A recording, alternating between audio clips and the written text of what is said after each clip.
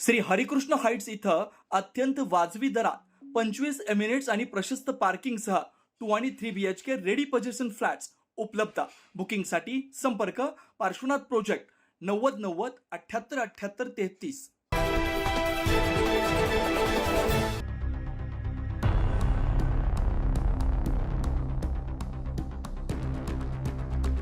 नाशिक शहरासह परिसरात गेल्या काही दिवसांपासून दुचाकी चोरीच्या घटना सातत्याने घडत असल्याचं पाहायला मिळत आहे. तपोवनमधील लक्ष्मी मंदिराजवळून एक दुचाकी चोरी झाल्याची घटना काल दुपारी 3:30 वाजताच्या सुमारास घडली. या प्रकरणी आडगाव पोलीस ठाण्यात गुन्हा दाखल करण्यात आला होता. सदर घटनेचा तपास करत असताना आडगाव पोलीस ठाण्याचे पोलीस हवालदार दादासाहेब वाघ, पोलीस हवालदार सुमित शिंदे यांना सदर गुन्ह्यातील दुचाकी संशयित पार्क साइट्स इथं घेऊन जाणार असल्याची गोपनीय माहिती मिळाली. मिळालेल्या माहितीनुसार पोलिसांनी सापळा रचून एका संशयितास ताब्यात घेतलं.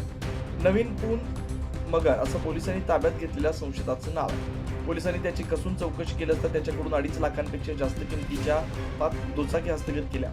पुढील कारवाईसाठी आडगाव पोलीस ठाण्यात दाखल करण्यात आला असून घटनेचा पुढील तपास आडगाव पोलीस करत आहेत. सदरची कारवाई पंचवटी विभागाचे सहाय्यक पोलीस आयुक्त शेखर देशमुख यांच्या मार्गदर्शनाखाली वरिष्ठ पोलीस निरीक्षक उमेश पाटील, सहाय्यक पोलीस निरीक्षक निखिल बोंडे, गुन्हे शोध पथकाचे पोलीस उपनिरीक्षक विकास पंचमुख, पोलीस हवालदार दादासाहेब वाघ, इम्रान शेख परदेशी यांच्या पथकाने केली.